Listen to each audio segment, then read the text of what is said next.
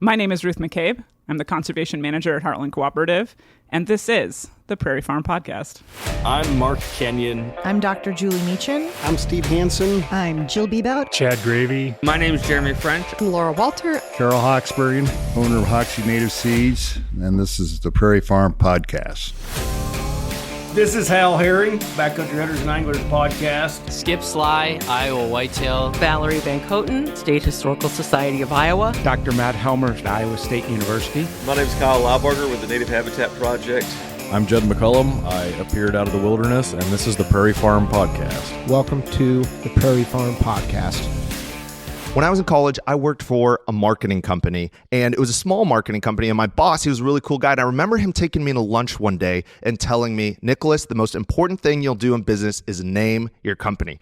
I don't know if that's true or not, but you better believe I was blown away when I met the company Iowa Cover Crop. I mean, it's a brilliant name, but it's a little misleading because you might think, oh, okay, they do cover crops.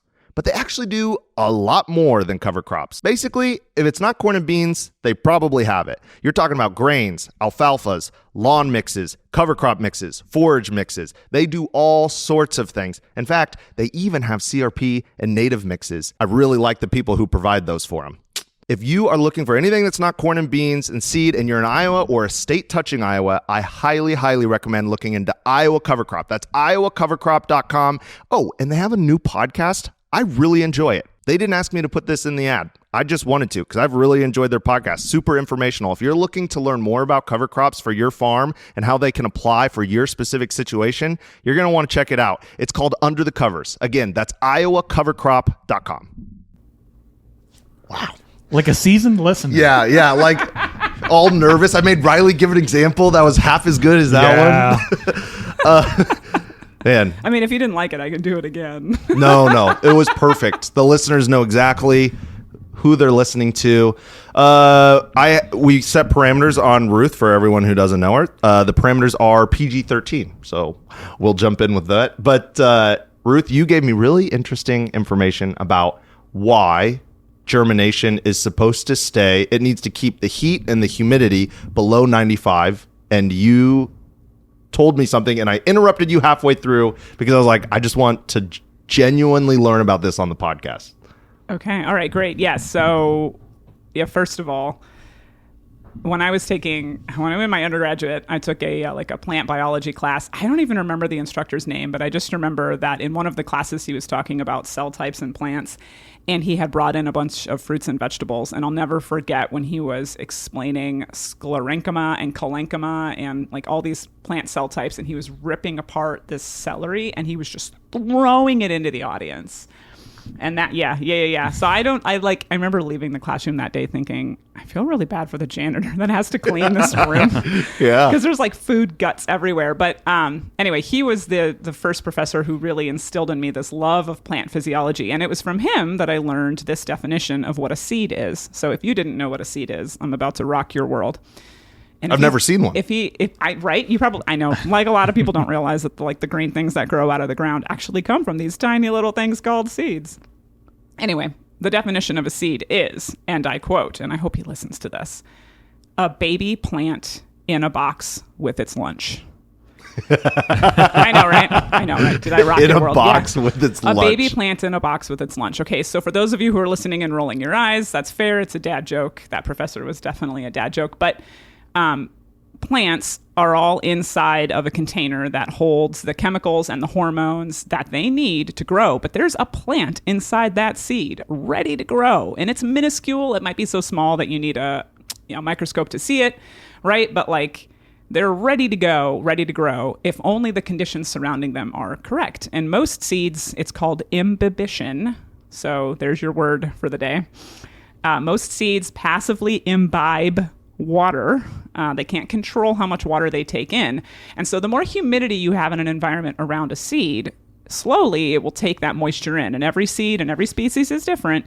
But once it hits a certain critical level of moisture, you just get this chain reaction of events inside that seed. There's all these chemicals that are triggered to start, there's a chain reaction of chemicals. Gibberellin is a big one for a lot of seeds. And this chain reaction happens and the baby plant will start to grow.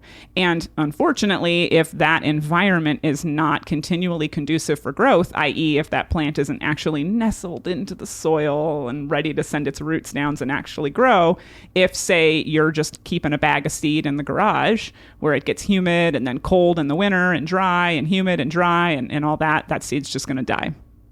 Because it's not growing in the environment it needs to be in, which is why humidity is the killer. Temperature is also a concern for storing seed long term, but humidity is the real killer. And every species is different for how much moisture they need to take in. I mean, you've got rye seed, like cereal rye or winter rye, that can survive a nuclear holocaust, or like dandelions, which sweet baby Jeebus, those things can grow anywhere under any conditions. Man. But like some plants are really sensitive. So that's what I was trying to tell you. That was it. I mean, it's crazy that it's just like passive. They collect water and they're just a bucket. Once they fill up, they go, I will grow now. Yeah, it's like it's like a chemical catalyst or activation energy, if you will, of a seed is like, I've gotten enough moisture, now I'm going to go. Yeah, interesting. I feel like humans are very similar. Like there's something there, but we'll move on. The reason Kent isn't with us today is because as we are talking about this, Kent is swathing Ohio Spiderwort and then needs to harvest the remaining of our Bicknell sedge, which on a previous episode you would have heard his nightmare and our nightmare with what happened over the week of trying to get this Bicknell sedge harvested. But if anybody needs some, let us know.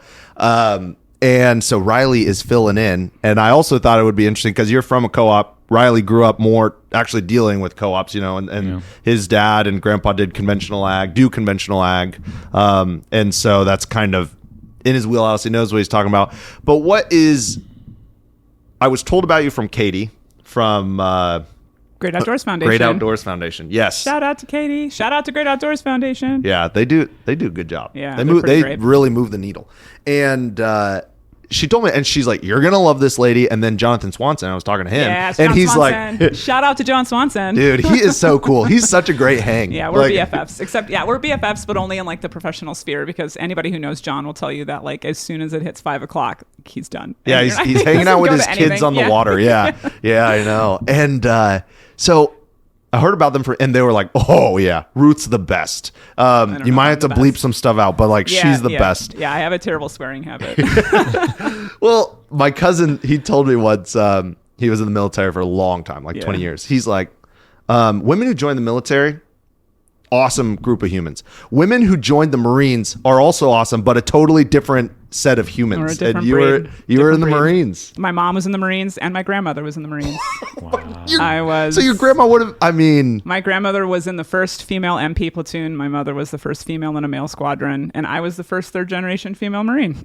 Wow. So I didn't do much. I want to be very clear that like my military service was unremarkable, but I'm just, it's just interesting history. You're just breaking the ceiling. You're breaking the glass ceiling. We appreciate Trying you. My best. Appreciate your service. And just walking around the farm with you this morning was really interesting. And I can always tell like when people actually care what they're seeing. And you got out and took a lot of photos. So I imagine that I did take a lot of photos. It was worth hanging out. But how does a co-op, which in our sphere, we have a good relationship with our neighboring co-op, so I'm not here to poop on co-ops, but they represent and engage in a lot of activity that can be monopolizing. Once upon a time, 70, 80, 100 years ago, they truly were co-ops, but now more and more co-ops have consolidated agriculture. That doesn't seem to go with small farm conservation practices. How does that work? I don't understand that. So Heartland Co-op, because they're the biggest co-op in Iowa, I'm pretty sure.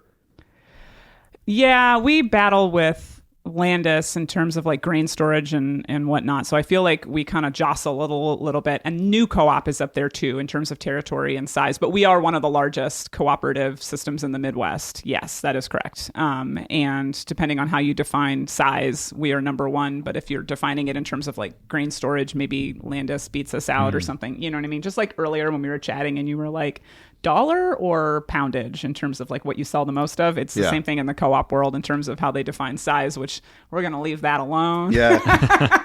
and move on. Yeah, But, what do they say? Volume is vanity. Yeah. Or like, it's not about the grain storage. We're not comparing sizes of grain storage exactly, here. Exactly. Well, the derecho really took out a lot of our bins. So anyway, how does conservation work at a co-op? Great question. So in 2020, I was hired by Heartland to help them build a conservation team. And it was, initially it was sort of like, well, we have this original grant from the National Fish and Wildlife Foundation to hire a conservation agronomist. We're hiring you. You've got a few years to help us get something in the black. Because we don't want to have a team that we're just going to constantly be throwing money into. You need to have, like, as a small business unit, you need to make money, but go forth and prosper and build it. And I was given a lot of free reign in those early years. My manager, whose name was Thomas Fawcett, they have an amazing farm with his family now in eastern Iowa. I don't know if I'm allowed to talk about field days, but they're hosting a field day and it's going to be really rad. So if you guys feel like driving to eastern Iowa, it's the whole thing. They have a pond and a big old prairie and they're going to be grilling food. So I don't know if I'm allowed to say anything about it, but you can plug whatever you want here. Sweet. July 28th, y'all. Awesome. July 28th at the Fawcett Cold Spring Farm in eastern Iowa. Everybody should come. Pretty good chance that is the hottest day of the year. I know. It always is. It always is. Last year, okay, side note, last year I got food poisoning, and so I went to this event and I was supposed to camp, and I was so sick that I ended up going home that night, and I was in the hospital the next day. It was so hot. It made my food poisoning 1,000 times worse. Anyway, back to the original story. So my manager at the time was Thomas, and super forward-thinking guy, and he supported me in all of my wild, crazy ideas. And I had come from the university space, so I knew how to write grant proposals. I knew how to pursue money, and I brought a very novel approach to a company that had never considered doing anything like that. Their first grant was this National Fish and Wildlife grant, right? And that was really new to them. They didn't understand how that world worked, didn't understand how that whole... Why did they even pursue it? Well, there wasn't. So their VP at the time was a fellow named Dave Koppes, also forward-thinking fellow. He was on his way out, and he wanted to leave a legacy in the form of beginning a conservation program at the company, and he felt pretty strongly about that. Props to him. Yeah, exactly. Props to him. So he really encouraged them, and the board of directors are all farmers themselves who use conservation practices in one way or another. So there was a lot of support at that level. So they brought me on, and they were like, figure it out. And so between Thomas and myself, my boss and me, we ran after all of these grants and potential partnerships. And it took a couple years to get it off the ground, but we ended up, our flagship partnership was our Hagee High Clearance Cover Crop Cedar partnership with Polk County. And John Swanson was an early advocate, and Des Moines Waterworks. You said a lot of words there. What does that mean? I heard cover crop and a partner. Yeah. So our first flagship partnership, the one that was like our first public-private partnership, was this high clearance cover crop cedar. So it's a Hagee high clearance sprayer that's been retrofitted with a Montag Fortifier cover crop cedar on the back. So it doesn't spray chemicals, it sprays cover crop seed. Like an air seeder? Kind of, yeah. Okay. And it's big, but it's up on a high boy. And so it drives through standing crops and seeds cover crops and standing crops. So we can extend the seeding window for the cover crop window. Okay. And we seed in priority watersheds. And then our partners are Des Moines Waterworks, City of Des Moines, Iowa Department of Ag, and Land Stewardship, and Polk County. So those companies give you money? No. They bought the machine. We don't own the machine. So that's a common misconception. Everyone thinks that they just gave Heartland a machine. That definitely did not happen. The state and Polk County owns the machine. And then we lease it for a nominal, honorary fee, basically. But then we assume responsibility for the actual program. So we have to hit so many goals every year to seed so many acres of cover crops.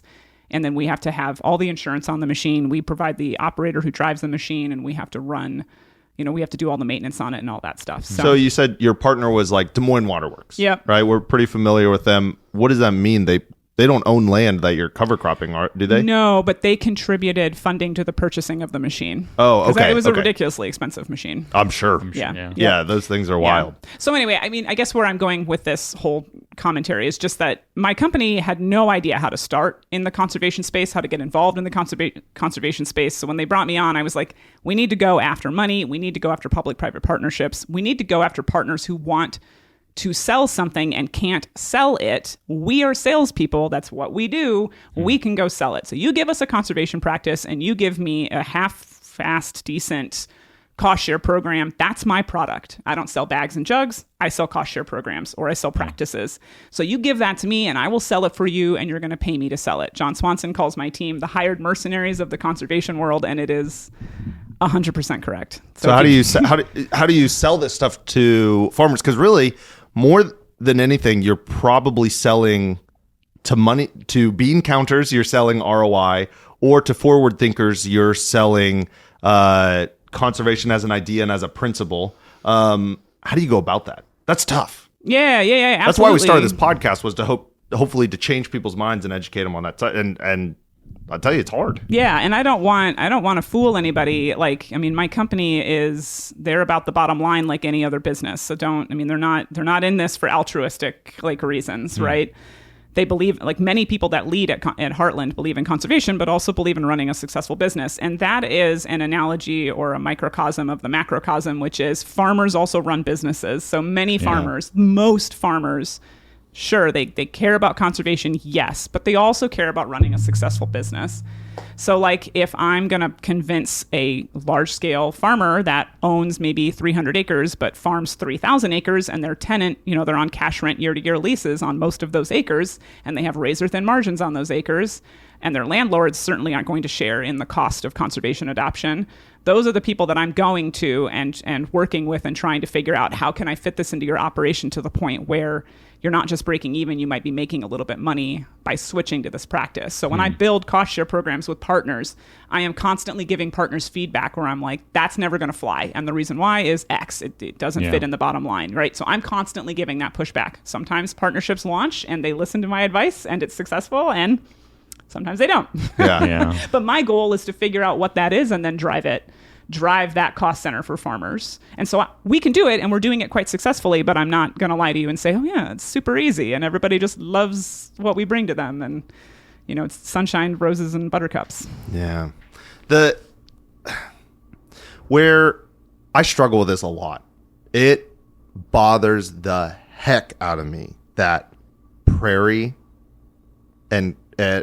our industry, our business is built on government spending currently. That is the model, because not the majority of our individual customers, because most of our customers are kind of online customers, but the majority of the dollars that flow through our company have some form of cost share. Yeah, whether it's a federal. 25, 50, 90, 100% cost share. And I hate that. You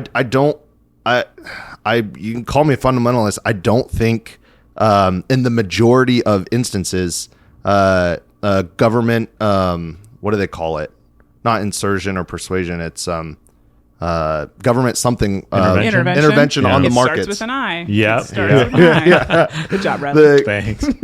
That's why I have you guys here. I just don't think it's better. I don't think that's better. But I also understand the other side of the argument that it's like, well, water quality, air quality, the wildlife, that is part of the commons, right? That's part of the common good. So it makes sense to pay. I just feel like there could be a better model. I just don't know what it is. It'd be for someone smarter. And I'm curious if you have thought of the overall agriculture conservation model, and if you have any strong thoughts on it. I have lots of thoughts on this. I imagine you would. 4 hours, 6 hours. We're gonna go hard for like 6 hours, and you'll get all of it. Yeah, we'll split this into 3 podcasts. Sure, People have a great time. The best podcast I've ever listened to, it's individual episode, is 6.5 hours. It's Lex Friedman interviewing the former FBI most wanted. This guy was most wanted because he was a con man, and con mans are really good at telling stories. Yeah, they are. Yeah, so great Matthew stories. Cox on Lex Friedman, best episode of any podcast I've ever listened to. I'm 6 going to have hours. to listen to it. It's great. Download it and listen. Lots of thoughts. I will. So like CRP, for example, the way it's structured right now, I have many thoughts on that program. I think it's a misallocation of funding. I think we're not spending money in the way that we should. For example, with CRP. Wow, that's a huge statement. Why shouldn't we? Because I see, and I work with this a lot, I see landowners who have vast tracts of land that is perfectly good, productive farmland that doesn't really have as many resource concerns on it, not next to any water body. It's just a 160 right? Or a 200-acre block of land. They're tired of renting it out. They're tired of dealing with tenant dynamics, family. You got poisonous family, and they just blanket and roll it in CRP. And I'm like, if I'm gonna throw that much money per acre, I want that money to be spent at a higher rate on putting in filter strips for these tenant farmers that are like, I'm just gonna farm right up to the edge of the stream that I go kayaking down and I see corn falling into the water in every year. Like, I'm going to go pay that person $450 an acre to put in a 30-foot buffer strip so that we don't have all that crap coming into the stream. I don't care as much about these blocks of land. I'm whacking your microphone. That's fine.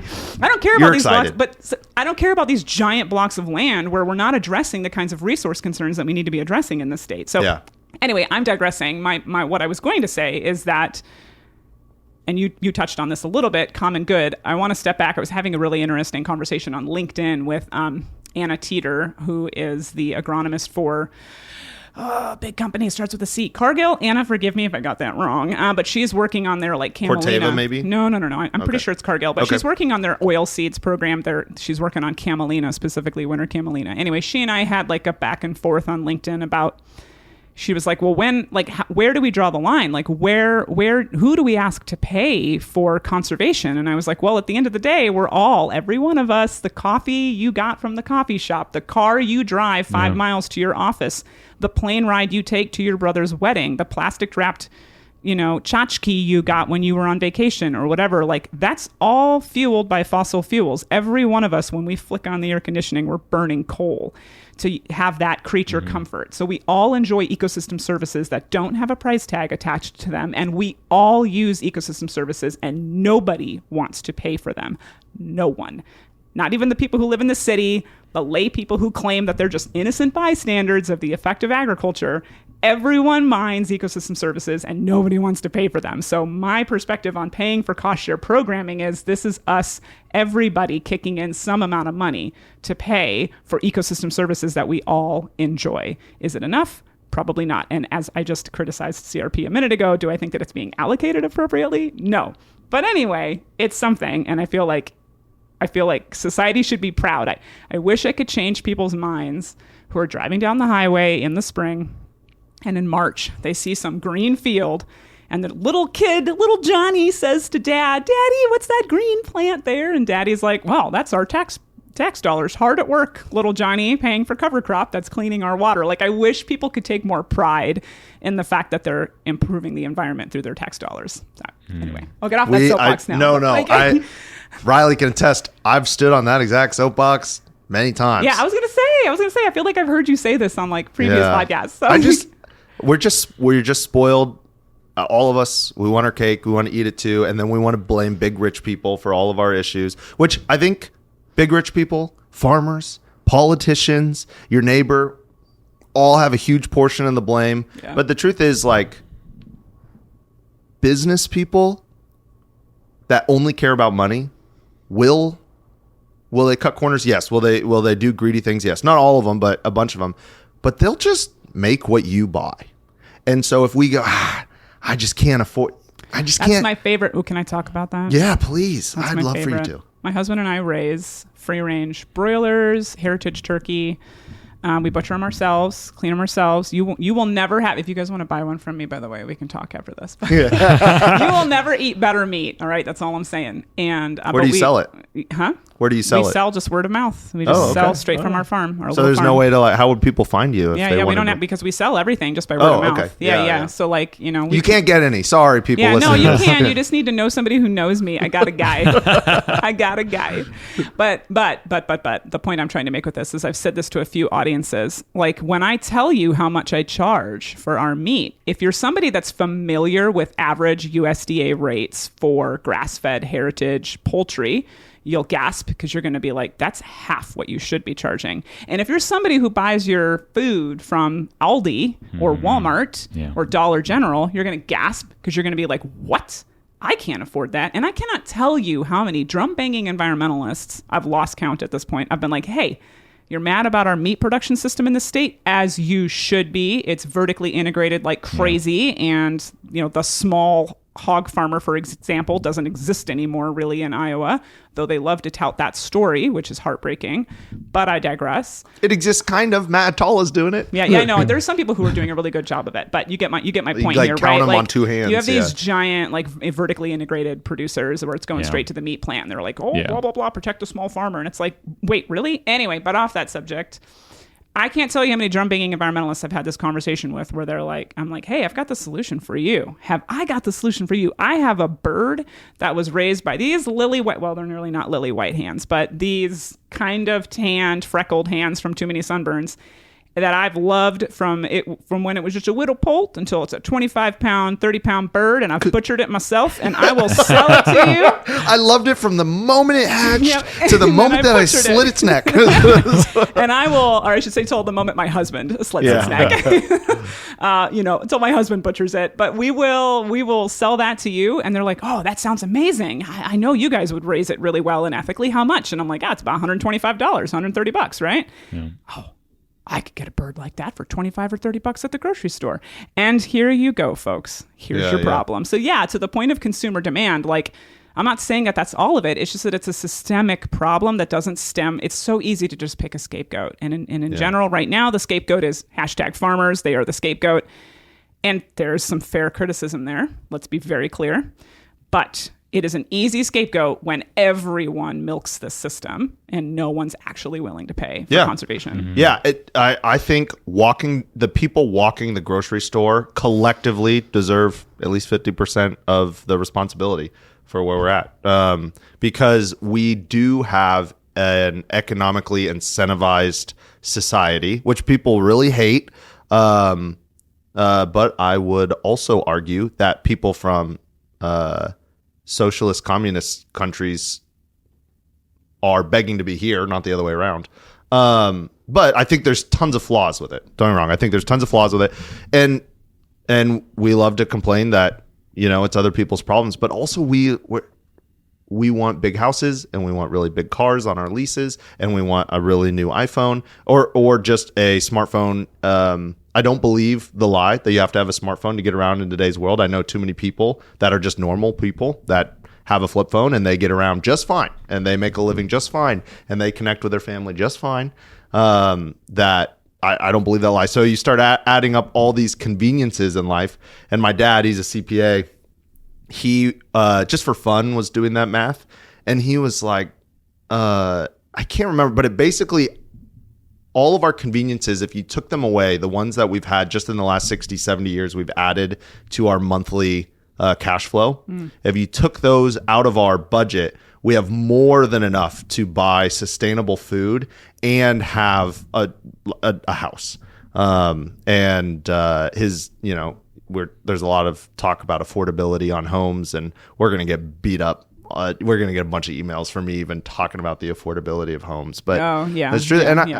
So I'm with you. I think I carry a lot of responsibility when I'm shopping. And my wife and I, we've made a habit of, even if we don't really need anything, taking a loop around our local farmers market every Saturday just to buy a few things to incentivize the farmers who are actually doing it with their hands, to grow and grow more and have healthier options. And And I do wonder, we just interviewed a CEO of a hospital who lobbies in DC for Medicare and Medicaid.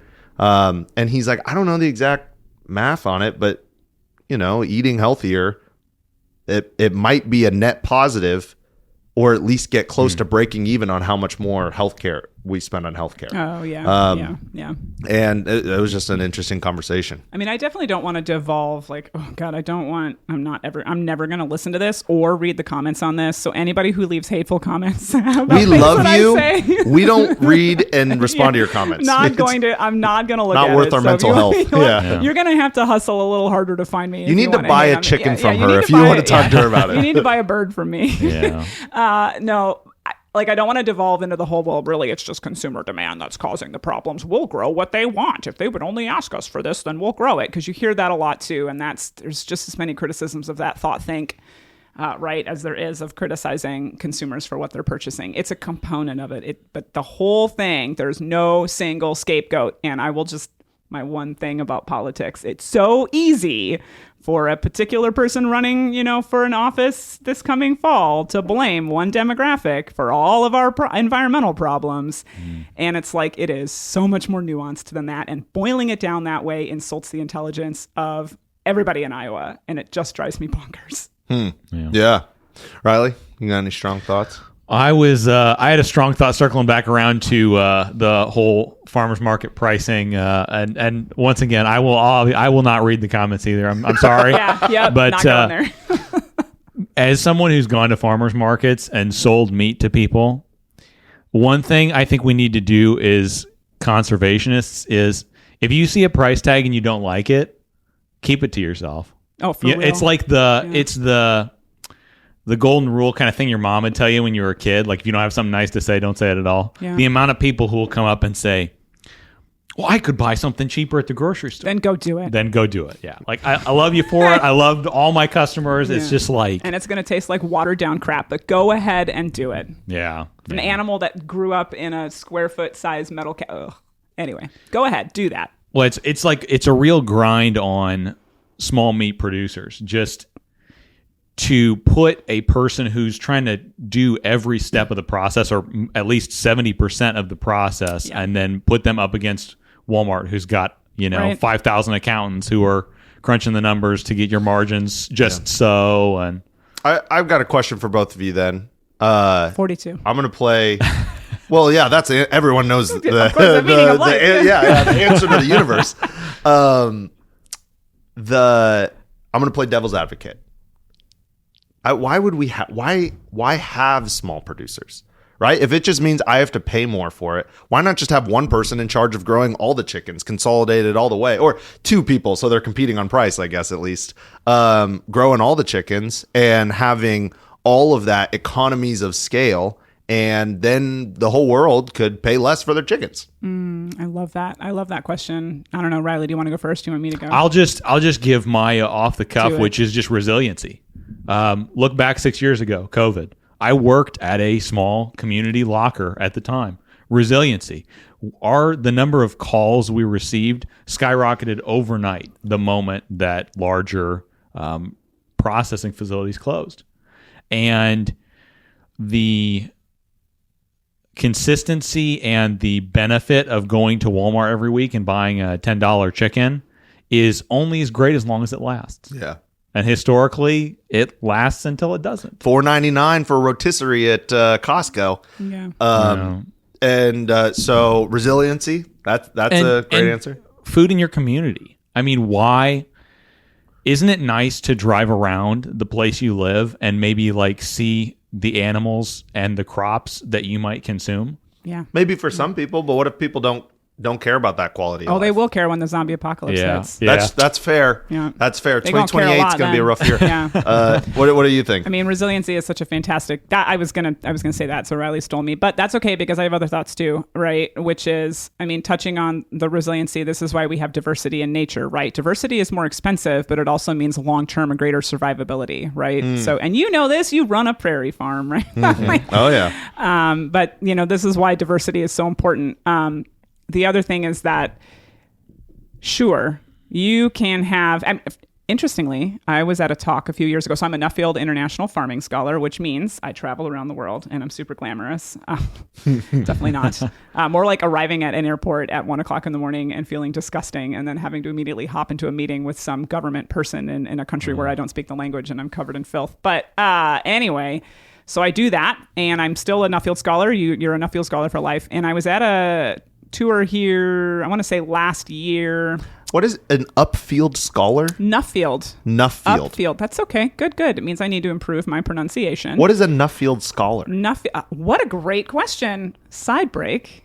This was unplanned, I want everyone to know, but I'm going to plug the Nuffield International Farming Scholarship Network. So, Nuffield Scholars, Nuffield USA actually is its own country now. But the Nuffield program started in England, I want to say in the 50s, by a Lord Nuffield, unsurprisingly. And if you go to England, you will see Nuffield medical centers, because Lord Nuffield didn't just pay for farm scholarships, he also created a medical school network. Yeah. So that's like a whole hospital network in the UK. But anyway, Lord Nuffield thought that agriculturalists or farmers who didn't get a chance to go to school still deserved the opportunity to travel to other places in the world and learn about agricultural systems so that they could share knowledge in those places and then bring that knowledge back home to improve their own agricultural communities. That's how it started. It has since expanded to, I want to say there's 20 or 30 countries that are currently involved in the network.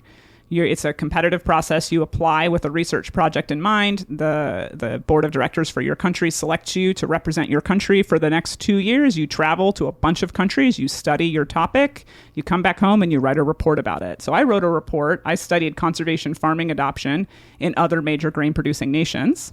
Very, very, very tangential, or I should say very prescient to my topic. And then I published a report called A Bird in the Hand, which is a play on the phrase, a bird in the hand is worth two in the bush. So leveraging short-term profits for long-term sustainability. And my basic bottom line was humans are very short-sighted. We live for about 80 years. We have a very hard time thinking long-term. And it's not going to sell to tell somebody this isn't going to benefit you in your lifetime, but it's going to benefit somebody 300 years from now. So we need to figure out how to leverage short-term profits. So that was my project. And where I was going with all of this when I mentioned Nuffield was that I was at a Nuffield presentation at a integrated, it was like a beef farm or something in Brazil. And the person who was talking to all of us was saying, look, from a climate perspective, this is better for the environment. These CAFOs, these concentrated animal operations are actually, if we're concerned about climate, grass-fed operations release more methane. They're worse for greenhouse gas, implications. So, I mean, you ask the question, why should people want these grass-fed systems? And I would argue that there is a subset of the environmentalist world that would agree with you, that the most efficient thing to do would be to raise animals in these highly concentrated systems, because if they're perfectly controlled and nothing ever goes wrong, right, then they're better, quote unquote, for the environment. Except, are they though? I mean, that argument falls apart when we're looking at other environmental implications. Like, what do you do with the manure? Okay, so does air quality matter more than soil or water quality? Because where all that poop goes, I mean, it's going to go right into your water eventually. So what matters more, the water that you drink or the air that you breathe? You can live a few days without water. You can live approximately 20 seconds without air. I don't know. Take your pick. But you get my point, right? I mean, what do you prefer? So I don't know. It's a great question. I would argue resiliency and diversity are what helped humans become as successful a species as we have become over millions of years of evolution. And so to just throw that out the window and be like, we don't need it anymore now that we're top dog, I think that's actually going to be the end of humans when we lose all of our biodiversity. So anyway, I would argue resiliency is the key to that. But there is a segment of the environmental world that would say, no, the direction that we're going with these hyper mechanized and industrialized systems, that's what we have to do. I don't know. Yeah. I listen to most of what I listen to podcast wise, because I get to listen to all of our podcasts while we're having them. I mean, Meat Eater is probably the only thing that comes close to conservation podcasts that I'm listening to. Yeah, I love Meat Eater. Otherwise, I'm mostly listening to business or family podcasts. And the business ones, they're like, yeah, it's great. Ag is, anytime ag gets mentioned, which is not very often. Yeah, ag's really, I mean, it's way more efficient. We're able to feed way more humans, get way more calories out. And I'm like, yeah, but the byproducts, the byproducts of what that means. Collateral damage. I mean, the Midwest is just getting mined. We're just getting mined. Yeah, we are, absolutely. 100%. And as that's becoming more and more the case, because when ag companies get big enough, their CEOs and CFOs no longer live here. They're not connected to it. But I've got a question for both of you on where is the line? And what I mean by that is civilization. I was taught in history. I know that there's this other argument that civilization started with the first broken femur or something. But I was taught in high school that civilization started with agriculture because one human could produce enough food for a bunch of other humans. So you guys believe, and I believe this as well, but just trying to present the argument, you guys believe that one or two people producing all the chickens or all the food or, whatever, all the beef in the world is not good. I would argue that you probably also think each person growing their own meat that they eat for the whole year. And I didn't say each family. Ken would probably believe that every single family should have like a cow. I'm not saying that. Every person, right? So between every person growing and making all the food that they eat and producing all the food they eat every year, and one person, somewhere in there is a line. Mm-hmm. Any guesses as to where that? I have no clue where that line is. Do you guys know? Yeah, I always think about the Buddha says moderation in all things. I think either extreme is where we run into problems, right? And I'll say again, I criticize just as much the people that get up on a stage and they're like, we all need to go back to when we're homesteading and we have 4 acre farms. Like, look, y'all, I've lived that life. I'm still living that life. It is early in the morning and you're up until late at night and you're exhausted and you probably have animal shit in your hair and you are tired. You never get to go on vacation. That life sucks, and I don't blame a lot of people for not wanting that life. And I think that's healthy. Are you happy in it? Of course. I oddly believe but my husband will tell you. My husband's going to listen to this. I know, and he is going to be like, "Oh, that's absolute bull," beep, because he's going to be like, "She can't stand those turkeys. She hates them." He's also not wrong.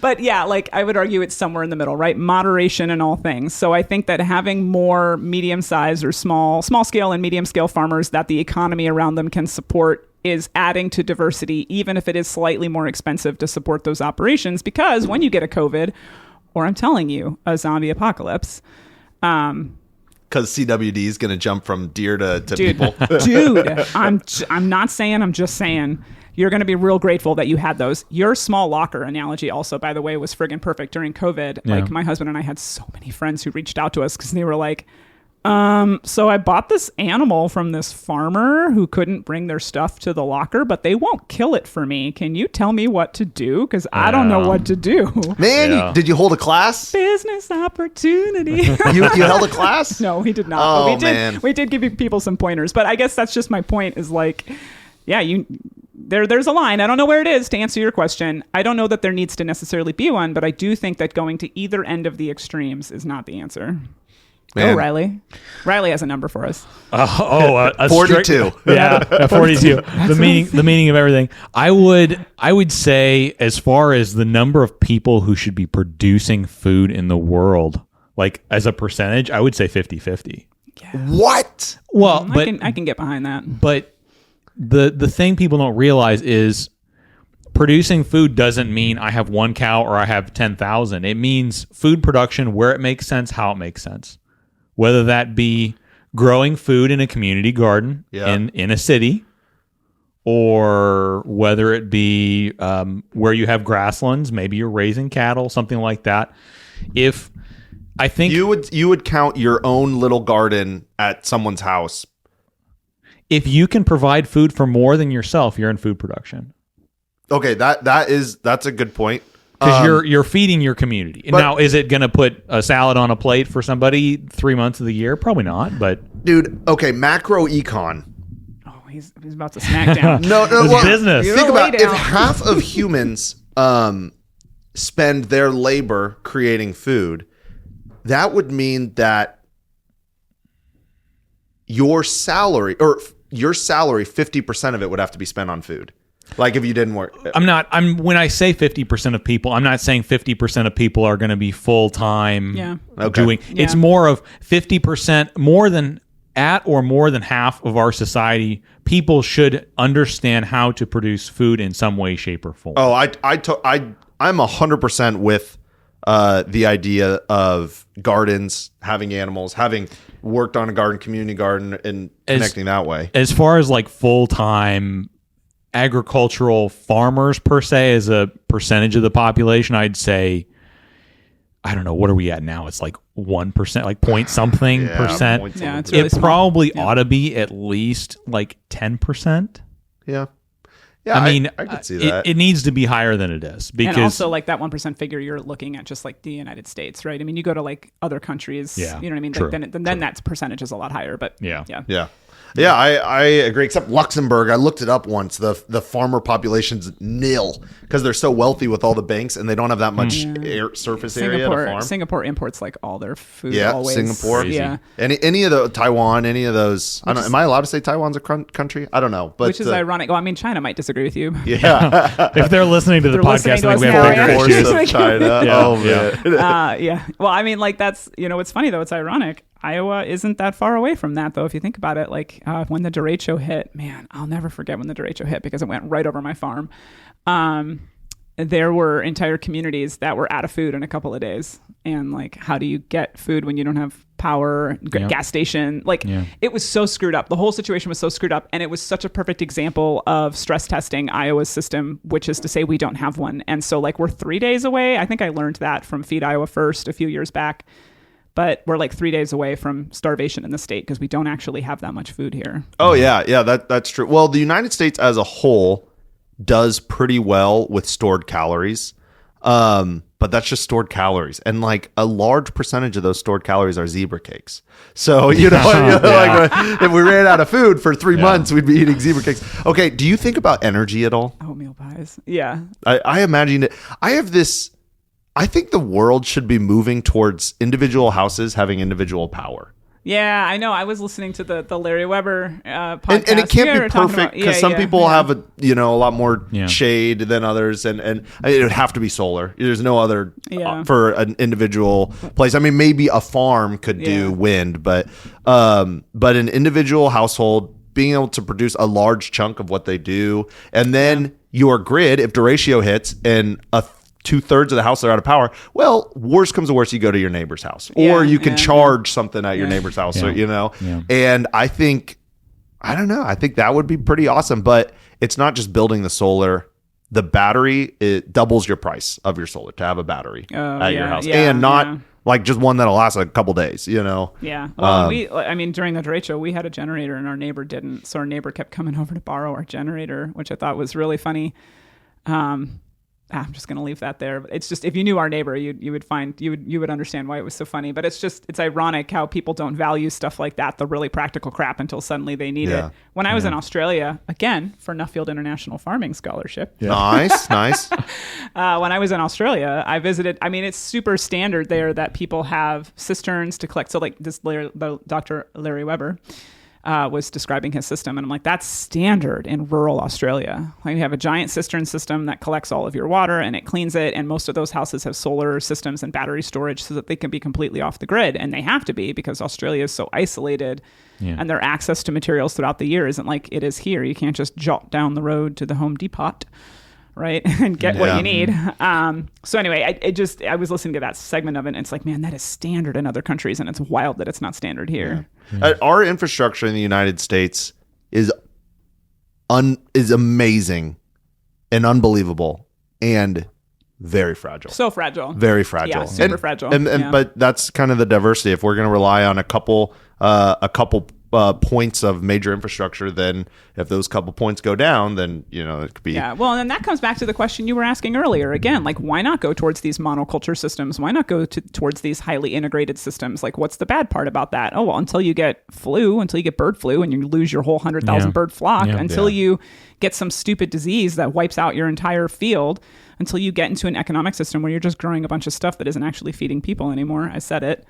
Right? Like, that now we've gotten into this weird perverse system where we're just propping up an unequal economic system that is benefiting a few organizations or companies, right, or conglomerates, and not really benefiting your average person on the ground. So, again, I would argue, like, this is why we shouldn't be supporting those systems, or this is why rather go ahead and support those systems if economically you don't have any other choice but to purchase food at the Aldi or the Walmart. I get it. I totally get it. But if you have the expendable income, go and support your local turkey farmer or your local hog grower. Go and buy that expensive meat, which is probably going to taste better than any meat you've ever bought from a store ever, because then you're supporting a system that is going to help you when the zombie apocalypse comes. And I'm telling you, it's coming.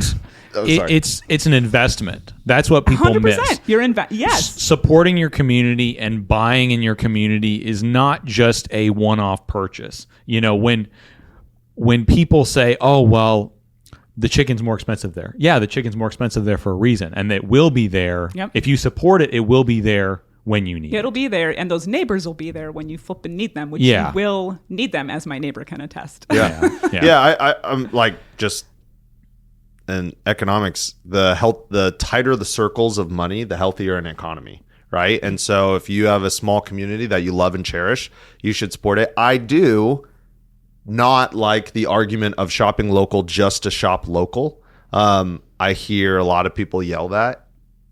My wife and I have a coffee shop. If Starbucks opened across the street and they had a better product and they had better customer service and they were cheaper and they had a better place to hang out, we should go out of business. Why would we? I mean, the diversity piece I think is good and it's healthy, but if I have a terrible product, we don't want a terrible product and a great product. We want two good products or two great products, right?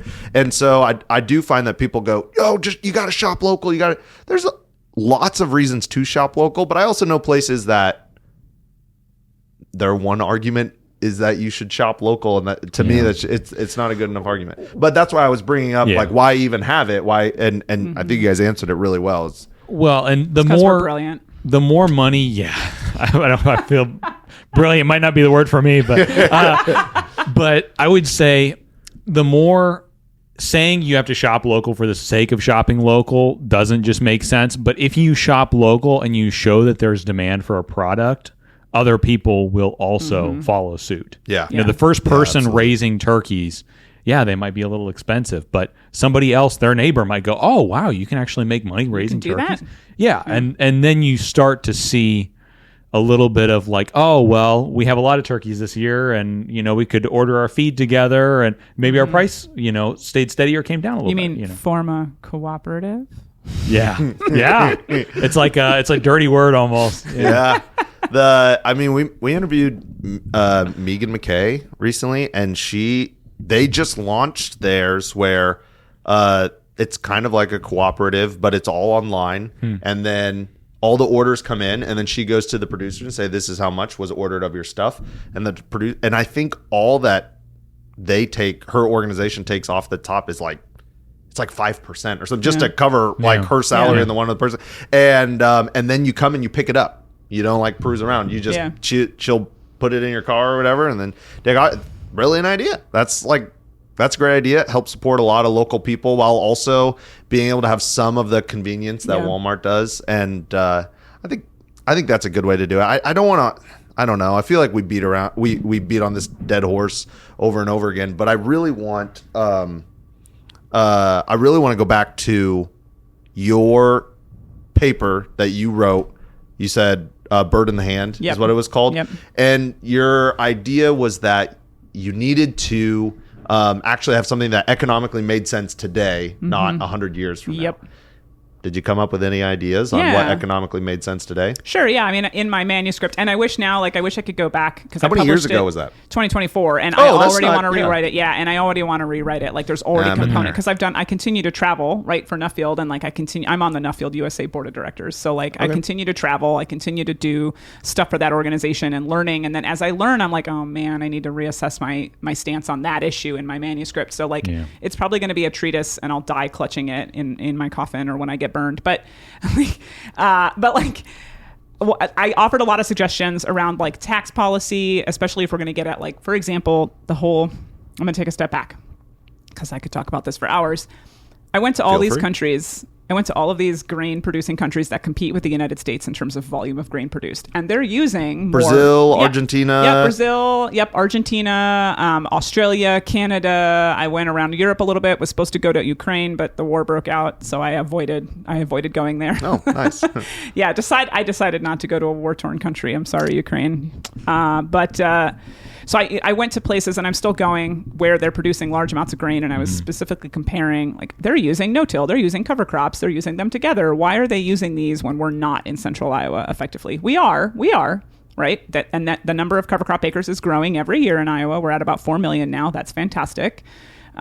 We are maybe 30 to 40% true no-till is probably like 20 to 30%. No-till every other year is probably 40 to 50% if you're corn bean, but we're using a heck of a lot more soil destroying practices here than they use in other countries. And I wanted to know why, like, what's going on? What's the secret, right? What's in the water, pun intended, in these other countries that is necessarily not in ours? Like, why are they so conscious? Did you figure it out? I did. I want to guess. My guess is that we're further along in our grain growing development that they will end up having to do this if they want to keep producing grain at their level 2 in 40 years. That's my guess. Wrong. Ah, dang. Riley, you got a guess? My guess is that they have more traditional like farming soil practices that have stayed with them. You're both wrong. Shoot. They don't have monopolies. No, you're all wrong. You're so wrong.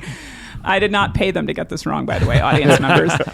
No, what's happening is that in other places, Iowa has the best. Now, let me finish this story because, there's a bit of a punchline here, but we have some of the best soils in the world. No, we have the best soil in the world here in central Iowa. Side note, we're building houses on it, which makes me sick to my stomach. But anyway, we have some of the best soil in the world. We have heavy, wet soils that are, relatively speaking, high in organic matter and stay cold longer because they hold on to water longer because water is amazing, chemically speaking, right? And what does that mean? When you use an infield conservation practice, like no-till or cover crops, statistically speaking, and the science proves this out, you're going to lose yield for the first few years. 3, 5, 7 years, you're going to lose yield. Okay? Hold that in the back of your mind, all right? So you're going to lose money adopting that practice in the short term in the form of lost yield. In these other places, Western Canada, where they have 4 inch to 6 inches of topsoil, and they get 10 inches of rain a year compared to our 35 inches of rain a year. Switching to no-till was a farmer-led movement in Western Canada in the 80s and 90s, and it's universal now practically because if you use no-till, you are going to get to harvest a crop off of your fields every year. So every year you're going to be harvesting a crop and you don't have to summer fallow. Now, just real quick, again, let me finish the story. But if you were... You're good. Keep going. Good. If you were a farmer... just gave this poor fellow a side eye. If you were a farmer and you could harvest a crop off of a field every year as opposed to having to skip and summer fallow so that you could conserve moisture, wouldn't you do it? If all it meant that you needed to do was switch to no-till, you'd absolutely do it, right? Okay, Australia, same story. Farmer-led transition to zero-till, or no-till is what they call it, zero-till. Farmer-led transition in the 90s. Why? Because by creating that small microclimate on their soils, they could now skip a summer fallow. They could skip a chemical fallow. They could skip having to burn. They could now grow a crop every year. Brazil. You go to central Brazil or southern Brazil. By using cover crop and no-till, during their hot and dry season, they can get a crop during their hot and dry season. Yeah. If as a farmer, you could grow 2 crops a year instead of 1 crop a year, wouldn't you do it? Yeah. You'd absolutely do it. Here in Iowa, what happens when you adopt cover crop and no-till, for example? 5 to 6 years of losing money. Of losing yield. Now, let's compound that. Let's say you're a tenant farmer, which 60-something% of our land is farmed by somebody who doesn't own it. And your landlord, who's 3 generations removed from farming and doesn't understand that soil is a static resource, wants to get their rent check every March, and they're charging top dollar cash rent because the Iowa State Land Survey says that they should be charging that amount, or their land manager says they should be charging that much.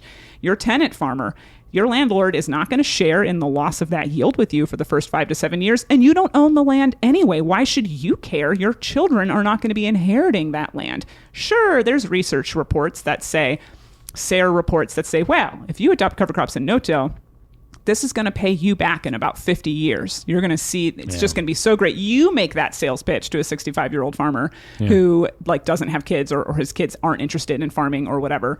There's zero reason to buy into adopting those practices. So when I go to these other countries, it's not, I learned that farmers are more altruistic than our farmers. It's not that they have this heritage of caring for the land more than us.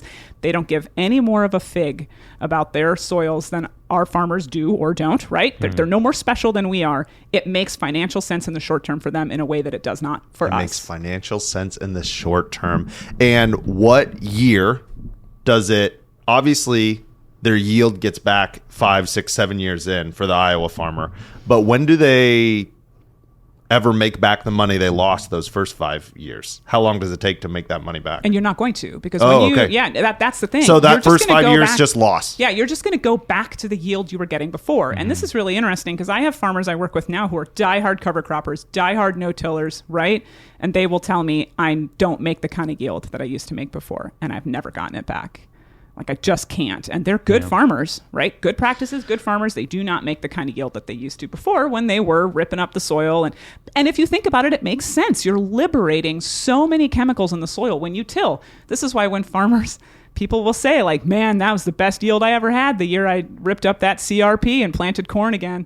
Well, of course it was. You just liberated a bunch of nutrients and organic matter by ripping it up and exposing it to all of these decomposing bacteria that go in there and liberate all of it. And now your plants have access to all of that. Of course, it was the best corn crop you've ever seen. You're banking long-term in the soil future nutrients when you're using in-field conservation practices, and you're then depriving in the short term what you're growing of access to those things. And also when you first transition, there is a whole microbial turnover that needs to happen in the soil, because whereas before you were incorporating those nutrients, now you're spreading them on the surface and hoping they get down. And that takes time for microbes to turn stuff over and for the soil to switch over. And so that's why you have that like drag in the first 5 years or 7 years. Mm-hmm. So what do we do about that 5 to 7 year period? We pay for it, and nobody wants to hear that. So with that in mind, we're in a gubernatorial year where the governorship is going to change over. Water quality is on everybody's minds, the subject of every article. I know. Farmers are getting beat up on it. So my question is, from your point of view, you're seeing this day in and day out.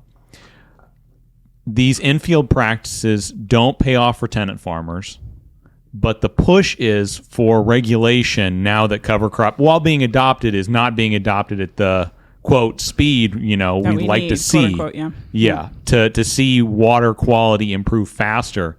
What do you think? Do you think it's going to turn over to regulation? I'm a cynicist. Is that a word? Cynical. I'm cynical. So cynicist. Okay. Anyway, it doesn't You're a matter. cynic. I'm a cynic. Thank you, cynicist. Oh man, look at me making up words. Well, if Shakespeare can do it. What was that word you told us earlier about germination? Imbibition. That's a word. That's a real word? Okay. That's all right, word. I'm just checking. That's a word. Listen, I'm a cynicist. No, I'm a cynic about politics. Quote me now. Your girl is so tired. I'm so tired. This is the soul of the nation speaking to you. I'm so tired of politics. And I'm so tired of politicians who say one thing so that they can steal away the moderates from one party, and then as soon as they get into office, they go back on what they were saying. And then they'll say that they never actually said that, even though you have recordings of them, but that was a deep fake.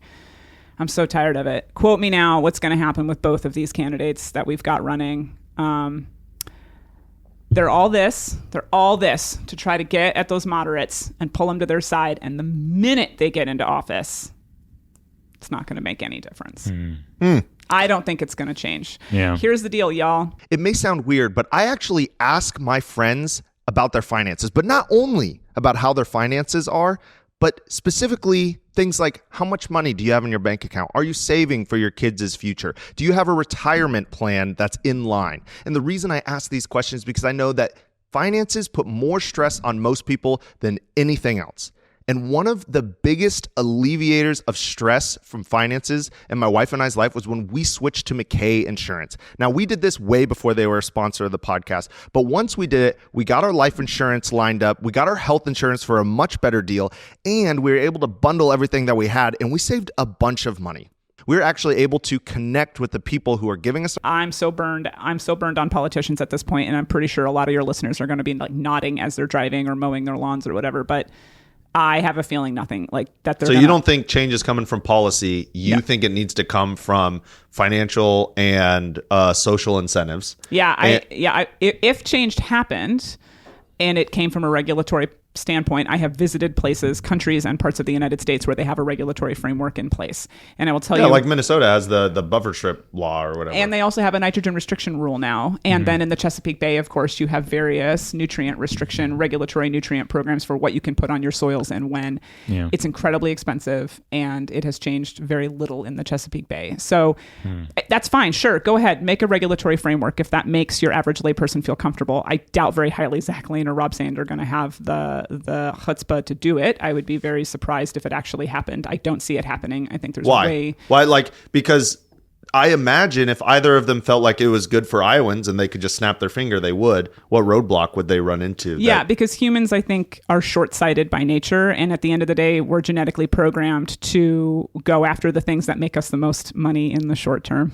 Path of least resistance? Yeah. Or path of most comfort? Yeah, exactly. Yeah. And I absolutely see the entrenched systems that we have in Iowa remaining in place. They are as wealthy as they are. Yeah. And so anyway, I don't see anything changing there. I want to roll back to the cover crop. If Iowa did 100% cover crop on corn and beans, mandated, got to do cover crop, we'll cost share it. Maybe I know some people even make $1 or $2 or $3 per acre on cover crops, based on what the cost share is and being able to do it. Yeah, and it depends on your efficiently. soil types. If you go to some parts of the state where we don't have heavy wet soils, like you get to the corners of the state and there's going to be farmers down in southwest or southeast Iowa who are like, are you kidding? I have to use no-till and cover crop. And I'm like, yes, you are like Brazil. So 100% of Iowa gets cover crop. You think that fixes our water quality issue? Nope. Okay. So cover crops isn't enough even at every single acre. No, it'd be great. We'd have fantastic soil quality. I mean, y'all, there's a good book you need to read. It's called Dirt, The Erosion of Civilizations by David Montgomery. Highly recommend it. Oh, yes. That's the one. He talks about the Roman Empire. Yeah. Yeah. I was Very, just very there. interesting. I was just there for Nuffield and was studying that very subject. And I mean, it is mind-blowing to think where we used to grow vast amounts of crops and we cannot grow crops anymore because we have no more topsoil in those places. So, look, we have one of the best places in the world for topsoil and we're rapidly plowing through it, pun intended, by letting it erode. So cover crops would do a whole lot of wonderful things for future human civilizations. I'm here for this. But Go it wouldn't ahead. fix water quality. I don't think us. it would fix our water What quality. would fix water quality? There would have to be a lot that would have to happen in order to completely improve our water quality. But what's the standard that you want? Right? Like, I do just want to couch this in reality because, again, I have this conversation with folks where they're like, we need to go back to the way it was. And I'm like, really? When is that? Tell me.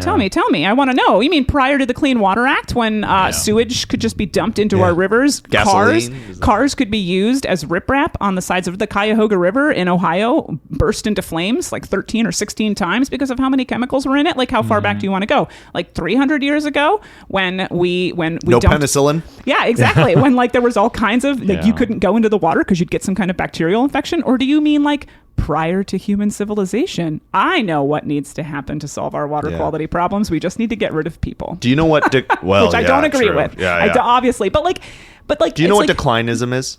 We were taught this by Iowa's Historical Society historian director. Yeah, so getting used to, is it, tell me if I'm right, and I could be wrong. I don't know the term for it, but is it getting used to the degraded state that something is, and it happens so slowly that everybody thinks that people's vision of what what was good is from good. When they grow up. Yeah. That is that's not that it. is an adjacent, that is a thing, and I forget what that's called. No, Tangential. declinism is, there was a study done that generations believe that the world was better roughly 40 to 50 years ago. Yeah, okay. Everybody thinks that roughly 40 to 50 years ago.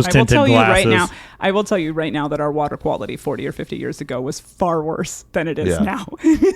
But it might have had less nitrates in it. It had less nitrates in it, but it had a whole lot of other crap in it. Absolutely. I will say I grew up from LA, right? Well, not from LA. From I lived Beach. in California for a while. I love this. Us Californians. Anyway, we get around. But grew up outside the Twin Cities, and when I was growing up, there were no fish in the Mississippi River, not where I lived. And you didn't go into the Mississippi River because you'd probably come out with some kind of bacterial and flesh-eating disease, right? Oh, we call that Red Rock Lake here in Iowa. There you go. Yeah. It is not like that anymore. There are fish in those streams and rivers. There's fish in the Mississippi, okay? And a lot of that is leftover, is holdover, is the impact of the Clean Water Act. Right. So we have the Clean Water Act to thank for that. And it took 50 or 60 years to get to a place where now we're seeing the positive impacts of that. So what's it going to take to make our water quality good? Well, first, what definition of good are we going to operate on? That's going to be the first thing I'm going to say. Do we just want animals to be able to live in the water again? We're there already. And we were not there 40 or 50 years ago. So we're there already. So then do you mean you want to be able to go down and scoop up a cup of that water and drink it? Good luck. There's too many humans on this planet. So you're going to have to be somewhere in between. Yeah, absolutely. Okay, then here's a question for you. This has become part of the infrastructure of large-scale agriculture. What do you think about all the tile we're putting in? Oh, yeah. Drainage tile. So this is something, I mean, I'm an agronomist and I care about large-scale production systems. I find them very interesting. I chose this as my career field, and I did choose to live in the Midwest so that I could work on large-scale production agricultural systems, right? So from my perspective, ag tile is absolutely necessary. It's how we get production on otherwise quote-unquote agriculturally unproductive acres. I won't just say unproductive land because it's very productive depending on the species we're talking about. Yeah. But, you know, if you're trying to grow crops on it, ag tile is absolutely necessary for agricultural production. There are a lot of arguments that go back and forth about, well, it's what's causing all of our water quality problems. Is it? I mean, the Missouri River's pretty crappy, and there's a whole lot of land in Nebraska that doesn't have ag tile in it, and they still have similar levels of nitrates and and manure and everything in their water, and they don't have as much ag tile as we have in Iowa. So, I mean, is that? Sure, yes, it shuttles nutrients into our water. Completely agree with that assessment. I just think we're putting on too much nutrients. I think we're putting down too much nitrogen. I think we're putting down too much manure. We produce a lot of shit in this state. That's probably. Have you read the Swine Republic? I was just going to say, I'm not a fan of Chris Jones. I don't like his attitude. I don't like his demeanor. I don't like the way he treats people who work in conservation. I've said it to his face. I'm happy to say about him on a podcast. He tears down the very people who are in the trenches trying to do this work. And that drives me nuts when you get people who are high up in their ivory towers and think it's okay to tear down the people, little people like me and my team, the people like John Swanson's and Mary Beth Stevenson's of the world who are doing the good work. He likes to tear those people down. I digress. I have read Swine Republic. And you know what? I agree with him on a lot of things. We produce way too much poop in this state. The Chesapeake Bay has a similar problem. They produce too much poultry manure. And for a while, they were just throwing it down on the land around the Chesapeake Bay. And lo and behold, it was causing all kinds of problems. So now they have really interesting cost share programs to shuttle manure further away from the manure source, the sink, or I'm sorry, from the source of it, and they're shuttling it away to places that are healthier sinks. So they're broadening that manure shed by creating a financial incentive to truck the manure further out so that they can not have it concentrated in one place. I think the Midwest and Iowa should launch a program like that. I think it would make a lot of sense for us to start getting our manure further out and further away from Iowa. It's a really valuable resource, an excellent fertilizer for the soil, and we're putting too much of it on in too concentrated of an area while also dumping on a ton of chemical nitrogen as well. I want to say two things. One, I'd consider Chris Jones a good acquaintance. I like him. And so if he's listening to this, Chris, I like you. And I understand that he is very angry about things and shows it. I would also say, like, people that know me, I'm pretty amiable. I'm get along to go along. So it's the exact opposite of my personality. And that can be a little abrasive when people are very angry about that stuff. So I understand that can be kind of annoying as well. But the second thing I want to say is that what you're saying about too much manure, the argument I hear is that when people do the math on their pigs, is that part of the math that makes it make sense is the byproduct of their poop on their ground. And they say, and you would be able to say this as an agronomist for a co-op, that no, we do the math really carefully. We don't put extra manure on. Why would we do that? That's a lot of money. Why would we waste that money on the ground? Poker face right now. and that's the argument for it. So, what do you think? I think that as all things go, it gets political in a hurry, and there are forward-facing, front-facing. I know you're arguments. afraid to talk about politics, as you've shown. No, I'm not afraid. It's exhausting. But like one of the things that I was going to say this about ag tile is there's a lot of disingenuous arguments that are used on both sides of ag tile. I think ag tile is both necessary, and I think it causes problems. And what's frustrating is the people who hate it only use the talking points about how awful it is, and they don't look at how good it's been. And the people who love it only use the talking points to talk about how good it is and and they don't want to talk about how bad it is. And it is both things at the same time. And your question about, remind me again real fast. Manure. Yeah. Manure is the same way. Manure is fantastic. It's also awful if used inappropriately. And there are, but the argument is that people don't use it inappropriately.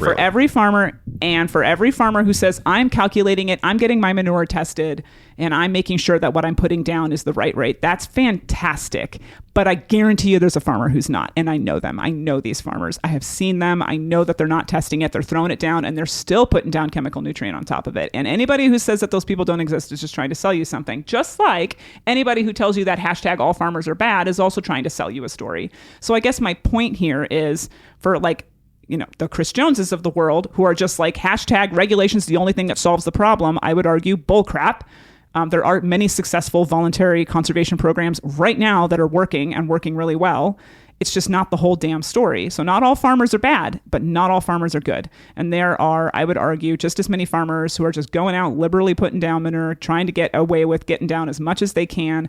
And yes, they're applying nitrogen as well. This happens. It absolutely happens. And to say that it doesn't happen is being disingenuous. But I will argue that there's also just as many farmers who are doing the right thing and farming appropriately. I work with many of them. Mm-hmm. It's happening on both sides, and we're squarely in the middle.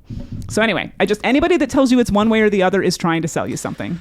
We just had this. I don't think it made it into the podcast. It might have been off air, but Kevin Kincaid, who's a hospital expert, we were chatting, and I really like him because he understands that the world, every issue is like a weighted scale. Yes. And there are rocks, no matter what you think, the reason it exists, the issue is an issue, is because there are rocks on both sides, and people value those rocks differently, right? So they believe some rocks weigh more than others, but to not acknowledge that there's pros and cons on basically everything we do. There's a lot of humans that think through things. And so the decisions, whether wrong or right, are intentional. So there is a pro and con on every single side. And to not acknowledge that, to me, is so, when people can't acknowledge that is so frustrating, especially when we talk about politics. You can't say a single good thing that politician did. You can't say a single bad thing that politician did. You're crazy. If you can't think of a single one, if you can't call balls and strikes. And that's why earlier when you asked, like, what are your thoughts on the upcoming, like the changeover that we're going to have in the gubernatorial race? I can tell you because I travel in these circles, although I don't know, after this podcast, maybe I won't. That's okay. This might be it for you. I'm ready for a career change. Yeah, it's okay. You're ready to retire. You call us when you're ready for a career change. I have a good smile. I could be your helpful smile in every aisle. Hit me up. Hey, I'm actually, on LinkedIn. Some of my favorite people in Knoxville are the ones that work at Hy-Vee. Hit me up. I'm on LinkedIn. Sorry, you were saying something. That's why when you were asking about, my thoughts on the gubernatorial race, I just was saying, like, it drives me bonkers. Politicians in general, no matter what seat they're running for. I throw Chris Jones under the bus happily, but I'll, say with all of these politicians, like, when you listen to them talk, it's just so black and white. And I'm like, God, it's so easy to be black and white.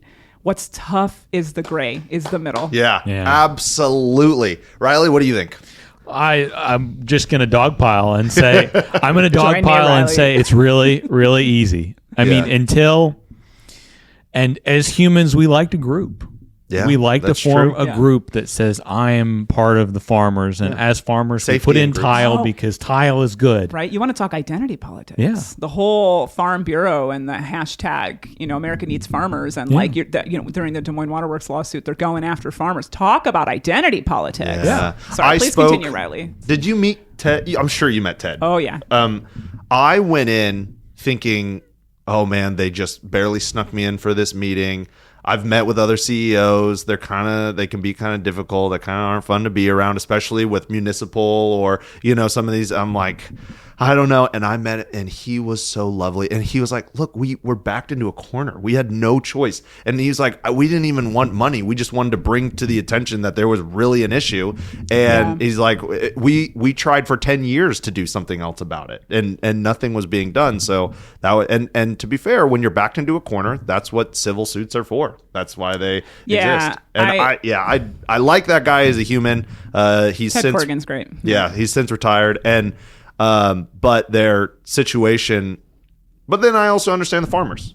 I get it, and I get that it feels like an attack, and with the identity of you're attacking all of us together. How dare you? You don't understand. You just over there in Des Moines, and the problem with identity politics, no matter how it's being played, is that it shuts down any cohesive or like any sort of constructive discussion that can happen around a problem. When you pull the identity politics card, you're shutting down the other person, and it doesn't matter whether you're liberals have their identity politics, and conservatives do too. And when you use that, you're shutting down any kind of constructive.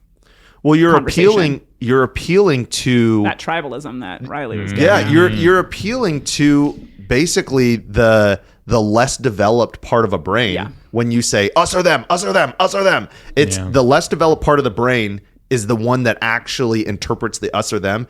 It then gets rid of the prefrontal cortex. It gets rid of the thinker, the thing that goes through the conscious thought. If you want to quote Socrates had a really strong prefrontal cortex. As soon as you start saying us or them, you're not Socrates. You become kind of chimpanzee-like. You know what I mean? And it's just not. It's powerful, super powerful, because it's like a biohack. It's like straight into their nervous system, you know. Well, but what's sad about it is, I guess what Riley was saying earlier is like we need, and what I was saying earlier when I was like, I want people to be really excited when they see acres of cover crops when they're driving down the highway. I want your average person who lives in the city, when they see that, to be like, sweet, that's my tax money at work improving the environment. I feel really good about that. I want people to feel that connection, because then it helps them feel connected to a community that they're a part of. And that's also, Riley, what you were talking about, when it's like, buy local food, not for the sake of buying local, but because you're supporting your neighbor in their lifestyle, and you're choosing to support that, which then by default supports you long-term as well, and supports your neighborhood and your community. So like that tribal identity politics argument shuts all of that down. It neatly avoids the immediate pressing problem at hand and continues funneling money into the pockets of the agencies or organizations that want to make money. And it shuts down any sort of constructive thinking around the problem. How do we build a community around this? Well, communities don't make as much money. Yeah. I want to circle back around. There was a question I'd kind of thought of. So I know, how long did you say your program's been running for? Was it like 20? I started at Heartland in 2020, and now we have, so it's me, and then I have an engineer. I have a water resources engineer that helps design. We do wetlands, saturated buffers, and bioreactors, and some other edge of field stuff. And then I have 3 conservation agronomists who also work on the team, and they help, with all of our public-private partnerships. They help getting practices on the ground. Okay. So something I've noticed, and the statistics don't lie, the number of people farming acres is going down. Oh, yeah. Tenant ownership, or ownership to tenant farmers is going to continue to rise, in my opinion. How have you seen an impact, like in less and less people owning land? Is it getting harder and harder to get to actual landowners, from trying to sell that? Man, such a great question, Riley. I love you for this question, because in the paper that I wrote, where I talk in my report for Nuffield, where I talk about this, I address the fact that we've actually figured out cost share for non-operating landowners or absentee landowners. We have figured that out, and we're actually seeing rising adoption of edge of field, perennial, and permanent conservation. My criticism of CRP stands here. Mm-hmm. There's a lot of landowners who own land who are like, why the hell wouldn't I do this? This makes perfect financial sense in the short term. The headache of having to deal with a tenant farmer is now out of concern. I'm going to put this cool wetland in. I can hunt it for a bunch of years. I don't have to worry about farming that land. I get this sweet easement payment, or CRP gives me a payment for 15 years or whatever. We're actually seeing landowners I deal with over the last 6 years. I've seen a rise in interest in our programs from landowners. And that's great. That is fantastic. These are very conservation-minded landowners, but also just as many landowners who are like, financially, this makes more sense for me in the short term than tenanting this out. I think I want to go this route instead. And they do not care about the environment anymore than anybody else who's just looking for the short-term financial win. I'm not throwing them under the bus. It's great. They're participating in our programs and they're doing good work for the environment. And I'm any port in a storm. So you come to me and you want to do conservation, I'm going to help you figure it out, because my goal is to get conservation on the ground. But viewing from a 30,000-foot view, I would say that adoption of among landowners is going up, because we have figured out how to get at them, offer them just enough in the short term, and they're going to bite. We have not figured out tenants, and we have roughly 27 million row crop acres in Iowa. Of that, 60-something% is tenanted, meaning 17 million acres are tenanted, farmed by somebody who doesn't own them. 88% of those acres are on a cash rent year-to-year lease. So that's 14 million acres that we have that are absolutely being mined for their nutrients by landowners and tenant farmers who do not have a financial incentive to treat them nicely. I had an interesting conversation with someone who bought seed, and he's a tenant. And I asked him, why are you putting this CRP on your landlord's land? And it was a chunk. I mean, it wasn't like 40% of the land, but it was a chunk of the land. I was very happy to see it go in there. And he was like, well, these are kind of the less profitable acres. And if we put it in my name, it kind of attaches me. It makes it more of a headache for him to not rent it to me anymore. And I was like, dude, more power to you. That's a win-win-win for everybody. Oh, and his landlord loved to hunt. So if your landlord loves to hunt and you offer him good hunting ground and you do the work, you get the payments, and now you're kind of intertwined there on whose name's on the stuff. I thought that was a brilliant move, on this guy's part. And look at that from like a financial and a headache standpoint and everything else. I mean, my hypothesis, right, of leveraging short-term profits for long-term sustainability, that absolutely bears that out, right? Yeah. And with how unbelievably high-tech John Deere equipment is, what acres you lose money on. Oh, Just come on. Man. Yeah, some people do. Some farmers do not. I would also argue too, like, we don't have time to get into this, but like I would also argue that there's farmers who should be business people, and then there's farmers who should not be farmers because they're very poor business people. And you get that in every industry. That is not unique to farming, right? And the consolidation of every industry goes to, except even musicians, like even artists, goes to the people who are the best business people. Exactly. Not the best at their trade. Exactly. Now, occasionally, I mean, like there's... I have a whole spiel about this, how people on the podcast have heard it many times. I don't have to explain it, but basically there's 4 skills and you can't have one of them. You need 2 out of the 4 because you can't just make the product. You got to be also able to sell it. You got to market it. You got to be able to tell a good story, but No, please. So I was going to say some other suggestions, like in my manuscript, earlier you asked, like, what other suggestions do I make to change and make things more profitable in the short term in Iowa? I looked at like tax implications for landlords and tenants, specifically for landowners. In Ireland, they have a really interesting program where if you lease land to a non-farming to a non-family farmer, so a farmer who is not a family member, and you give them a longer term lease, whereby it benefits them to invest in conservation farming practices because they're going to have access to that land for 30 years or something like that, then the income you get on that lease is not taxed. It has been a very successful program in Ireland. I just got back from Ireland about a month ago, actually, where I was looking at that program. And I originally, in my manuscript that I published in 24, I was like, we need to try something like this in Iowa. This is brilliant. And I just went there and I learned that one of the downsides to it is it has driven up lease costs because access to land. We think it's hard to get access to land here in Iowa. We haven't seen shit. Yeah. You do not get if you're going to be a farmer in the UK, you're going to be a tenant. Like they have gone full circle right back to the medieval ages. Oh yeah, lords and serfs. 100%, yeah. 100%. They've gone full circle. You're not owning land there. You're not buying land. Land is completely owned and it ain't up for sale. So if you want to become a farmer, you're going to be a serf. You're going to be a tenant. And so like, it has driven up leases to where landowners, unsurprisingly, are like, sure, I'll lease you this farm for $1,000 an acre because they don't want to get it. They don't want to get it taxed, right? And then that tenant farmer, that's probably a good choice for them. Yeah. So I mean, what you'll say own you, nothing people? And be happy. Yeah. What say you? People are always trying to find short-term profits. What? I don't say it ain't so. I know it's not a warm and fuzzy conclusion, but I'm just like, we have to figure out within that framework how to maximize that framework. And like what you were describing with that tenant farmer and his landowner, they figured it out, right? That's a short term, that's a win-win-win for everybody. And financially / the emotional and mental labor for the landowner of dealing with the tenancy solved all those problems. We need more of that. Is it possible to have conservation while thinking ROI in the long term? Oh, absolutely.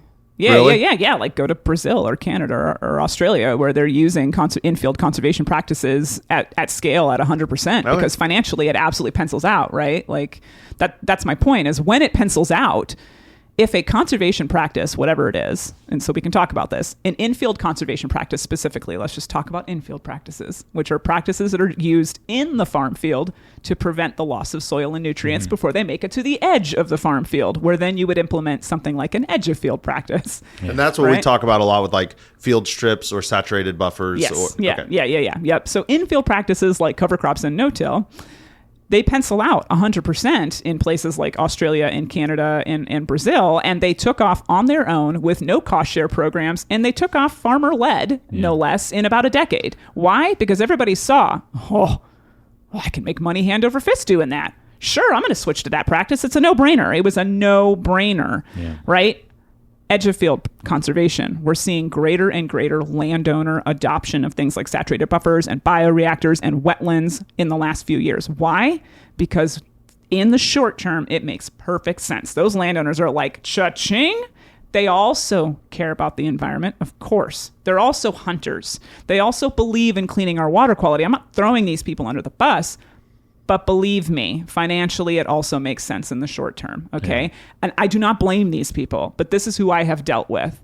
Now, I know I'm going to get hate for that. So like I said, I will not be reading the comments, y'all. So don't waste your effort. I said what I said. But like at the end of the day, like that's what we're trying to do. In Iowa, it just so happens that we have figured out landowners. We've figured out how to get to them. And that's great. I want to see us continue to leverage that. But as sexy as wetlands are, as sexy as saturated buffers and bioreactors are, as sexy as riparian buffer strips are, et cetera, and they are super sexy. Your girl loves them. I'm a hunter too. They're not going to solve our water quality problem. We also need to get at those 14, 15, 16, 17 million acres of tenanted farmland and the other, millions of acres of owner-operated farmland that don't have practices on them. It's going to take it all. It's going to take it all. Mm-hmm. It's going to take the whole toolbox. Wow. John was right about you. Oh, no. What did he say? He said you were very charming. The word is passion. Passion. She has passion. Thank you. That's what I'm looking for, which is why I'm like so quick to jump on this, so quick to jump on these soapboxes when people talk about certain politicians or certain policies or whatever. And I'm like, it's not either or, it's both. It's all the things in the ag space. I know some of the stuff that I said with you guys today, I know I'm going to get flack for this, and your girl doesn't care. Yeah. But like I also know in the environmental space, I'll be getting flack for some of how I defended, the agricultural communities, and why farmers make the decisions that they do. And it's just like, because actually the truth is in the middle. Yeah. That is awesome. I'm excited, thinking likely this is the last podcast anyone listens to of ours. We better have a banger that we released right after. But I really had a great time. And I think that, a lot of people, they spiel the same things, including us, the same things over and over again about what would fix our water quality. And I appreciate that you are very nuanced. Your team does really high quality work, and that you're willing to do what it takes for conservation without compromising. People think going without compromise is kind of, a Chris Jones feel where you're, nope, all or nothing. We need to regulate. We need to rip these things out. But not compromising, to me, is more what you have going on, where you're like, I will do whatever it takes, and we need to use all the tools. Yeah, cover crop isn't going to fix everything. Pulling out tile isn't going to fix everything. Like, every single tool has to be used. And we've said this many times in the podcast. We might sound anti-corn and bean. We are not. We are definitely for corn and bean. There's just too much of it.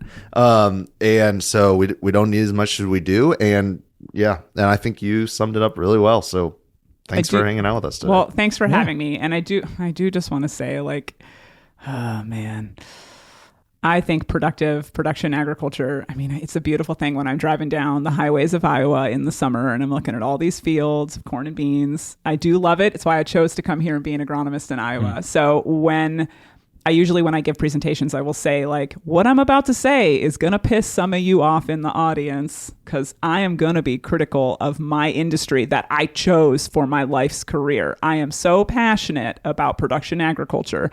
I have every right in the world to then also say, and it's leaky and it causes some environmental problems, and we as a community have to come together and fix it. And I don't care if that insults you. Yeah. This will also, by the way, be the last podcast that I do. You're ever invited to.